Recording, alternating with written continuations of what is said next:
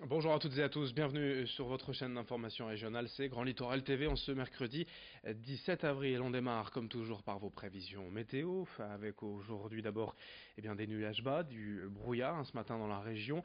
Ces nuages bas devraient toutefois se dissiper dans la matinée pour laisser place à un peu de ciel bleu, un peu de soleil aujourd'hui, mais le temps restera partagé avec quand même quelques cumulus prévus aujourd'hui sans conséquence. Le temps restera sec.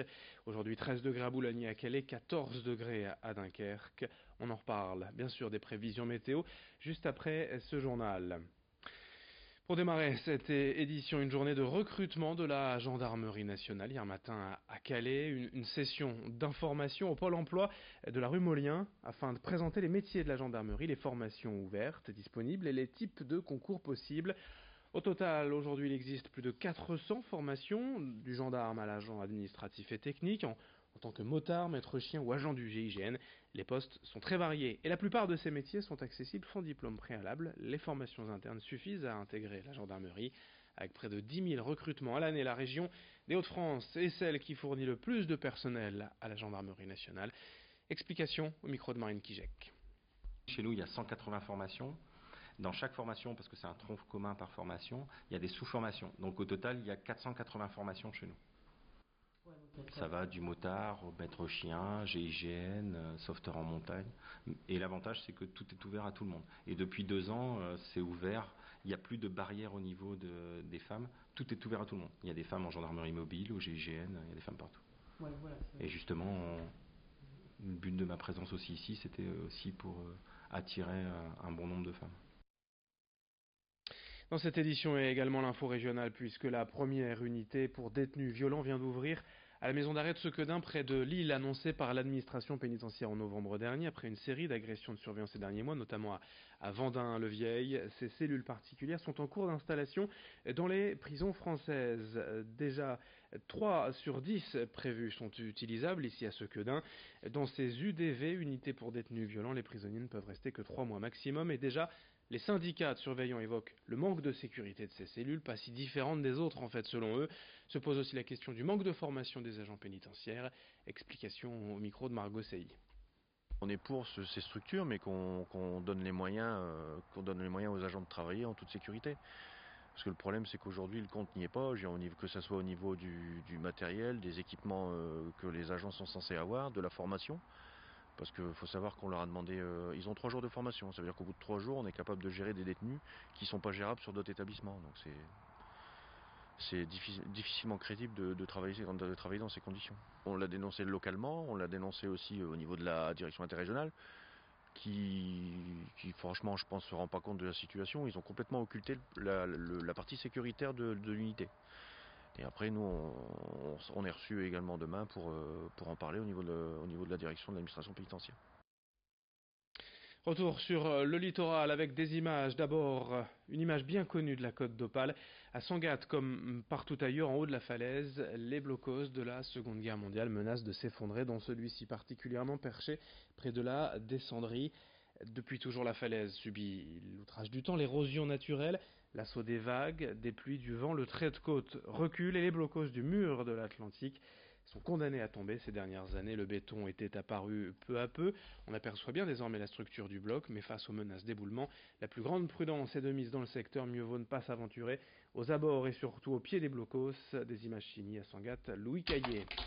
Une autre information en images sur le littoral après les distributeurs de pain, de produits agricoles ou de légumes. Dans un autre registre à Wimereux, la pharmacie de Grave a mis en place un distributeur de parapharmacie rue du Bonheur. La machine propose entre autres des couches pour bébés, de la crème apaisante, des préservatifs, des protections périodiques, du lait en poudre, des tests de grossesse et les classiques de la bobologie, bandes, pansements, bandages, désinfectants, tout ou presque sauf des médicaments, tout ce qui peut se vendre sans les conseils d'un pharmacien.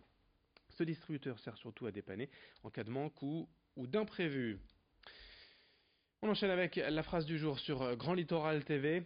Elle est signée du premier vice-président du département du Nord, Christian Poiret. Face à la SNCF, nous demandons simplement à garder nos TGV pour permettre à notre territoire de ne pas être isolé. La mobilité est vitale pour notre arrondissement. Il parle bien sûr du Dunkerquois face à la réorganisation du réseau ferroviaire SNCF. On en reparlera dans nos prochaines éditions. On enchaîne avec le Cirque Grus à Dunkerque cette semaine après s'être installé la semaine dernière à Boulogne. Le spectacle L'Étoile en héritage est installé dès aujourd'hui jusqu'à la semaine prochaine pour 12 représentations quai Fraissinet sur le Môle 1. Au programme, comme toujours, tout ce qui fait rêver les amateurs de cirque, les acrobates, les jongleurs, les clowns, les dresseurs d'animaux également. Même si les animaux sauvages n'ont plus forcément la côte auprès de certaines villes, ils seront bien présents. Dès aujourd'hui, 12 représentations. Les tarifs vont de 15,50 € à 39,50 €. Notez d'ailleurs que le Cirque Grus a annoncé qu'1 € par billet sera reversé à la Fondation du patrimoine pour aider la reconstruction de Notre-Dame de Paris. Je vous propose d'écouter Rémi Bécuve, lui-même dunkerquois, chargé de la communication du cirque Arlette Grus. Il nous parle du programme de ce cirque, de ce spectacle. L'étoile, c'est pour faire référence à plusieurs choses. Avant tout, l'étoile, c'est Arlette Grus qui a créé le cirque et qui veille encore sur nous. L'étoile, c'est également les étoiles montantes du cirque avec les petits derniers de la famille Grus. On a Alexis cette année qui a 9 ans et qui est en piste avec un numéro de filet assez impressionnant. C'est les étoiles, un peu les étoiles filantes aussi pour les trapézistes qui sont de retour sous la coupole après plusieurs années d'absence. Et après, toutes les étoiles du cirque, on retrouve un petit peu le jongleur, on va retrouver les animaux, la cavalerie, on va retrouver forcément le clown, qui cette année est un clown chilien, qui a remporté énormément de prix dans différents concours de cirque. Une petite info aussi en sport, la ville de Montreuil, privée des 4 jours de Dunkerque, l'organisation de la course cycliste doit revoir sa copie pour des raisons de sécurité et de travaux dans la cité, dans la ville de Montreuil. On ne manquera pas de vous en reparler dans nos prochaines éditions. Notez également pour les amateurs de sport et de foot à Boulogne que les joueurs professionnels de l'USBCO seront cet après-midi à Samé à partir de 15 h pour un entraînement délocalisé pour aller à la rencontre du public. Fin de cette édition sur Grand Littoral TV, à suivre dans un instant vos prévisions météo puis d'autres infos dès le prochain quart d'heure.